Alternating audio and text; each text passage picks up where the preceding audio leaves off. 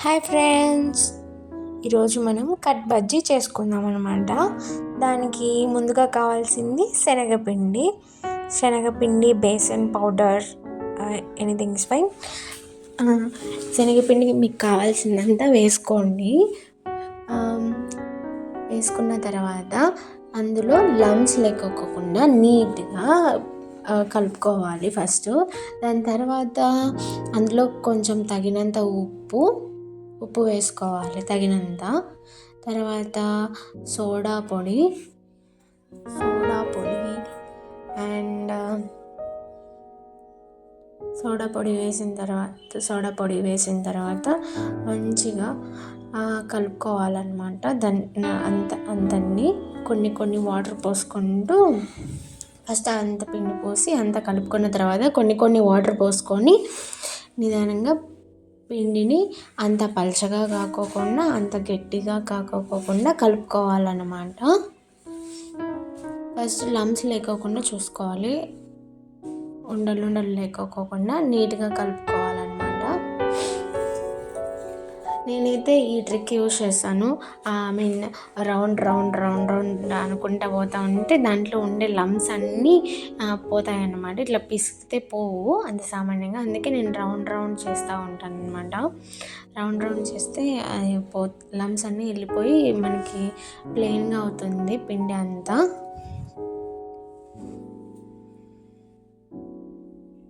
ఇలా రౌండ్ అనుకుంటే మంచిగా పిండి స్మూత్గా అయిపోతుంది అనమాట.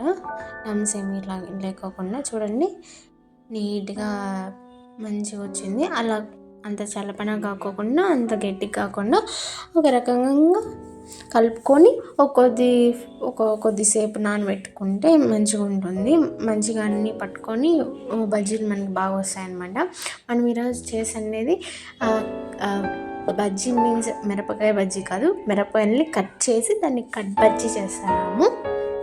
కాబట్టి ఆయిల్ వేడైన తర్వాత ఆ మిరపకాయల్ని కట్ చేసుకొని మంచిగా ఒకటొకటి వేసుకుంటాం అన్నమాట.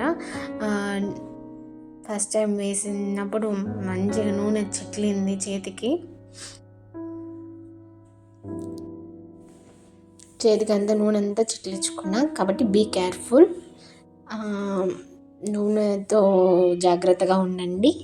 అది ఎప్పుడైనా మన మీదకి యుద్ధం ప్రకటించవచ్చు. కాబట్టి మనం జాగ్రత్తగా నూనెలో వేసుకోవాలి బజ్జీని.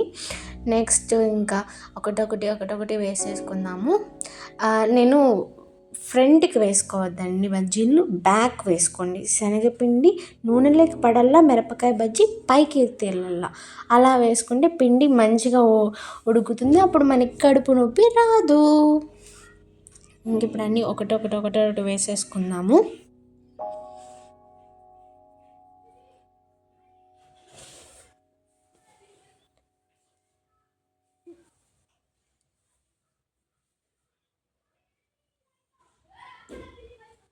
ఇది చాలా క్రిస్పీగా బాగా ఉంటాయి.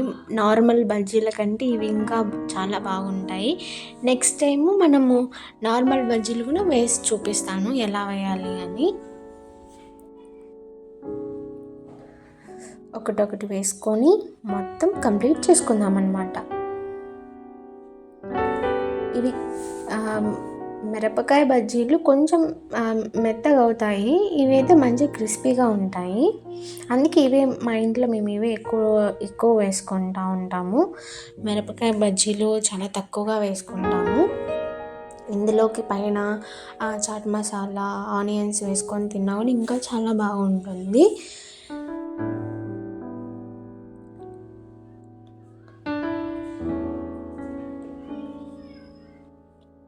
అన్నీ వేసేసుకొని అన్నీ తిప్పేసుకుందామని. నెక్స్ట్ ఇంకా మిగిలినవి కూడా వేసేసుకొని తర్వాత పిండి కొంచెం ఎక్స్ట్రా మిగిలింది, అందుకని నేను ఆనియన్ పకోడా చేస్తున్నాను, ఉల్లిపాయ పకోడా. నాకు ఉల్లిపాయ పకోడా అంటే చాలా ఇష్టం, మోర్ దాన్ కట్ బజ్జీ. అవి కూడా మంచిగా కలిపేసుకొని ఇవి తీసేసుకొని అవి వేసేసుకుందాం అన్నమాట. ఆనియన్ బజ్జీ రెడీ అవుతుంది.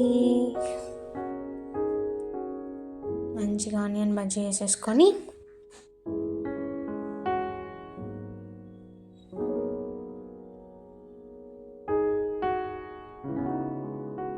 బాగా నూనె కాగింది, అందుకే పుసపుస పొంగుతూ ఉంది ఆనియన్ కూడా తీసేసుకొని ఇప్పుడు అన్ని ఆనియన్స్ కూడా తీసేసుకుందాము. ఆనియన్ పకోడా కూడా రెడీ అయిపోయింది. ఆయిల్ లేకుండా మంచిగా తీసేసుకుందాము. ఇంకా టిష్యూ పేపర్స్ ఉంటే దాని మీద పెట్టి తీసేసుకోండి, ఎక్సెస్ ఆయిల్ కూడా వెళ్ళిపోతుంది. మనం ఇప్పుడు ఫస్ట్ వేసుకున్నాం కదా కట్ బజ్జీ, ఇప్పుడు సెకండ్ టైం కూడా వేయించుకున్నాం అనుకోండి, ఇంకా క్రిస్పీగా ఉంటాయి, ఇంకా చాలా టేస్ట్ కూడా మంచిగా ఉంటుందన్నమాట. కాబట్టి నేను సెకండ్ టైం కూడా మళ్ళీ వేసుకుంటున్నాను. బట్ ఆనియన్ పకోడా వేసుకోవట్లేదు, జస్ట్ కట్ బజ్జీ మాత్రమే వేసుకుంటున్నాను అనమాట. నాకు ఆనియన్ పకోడా కొంచెం మెత్తగా ఉంటేనే ఇష్టం అనమాట, అందుకు వేసుకోవట్లేదు.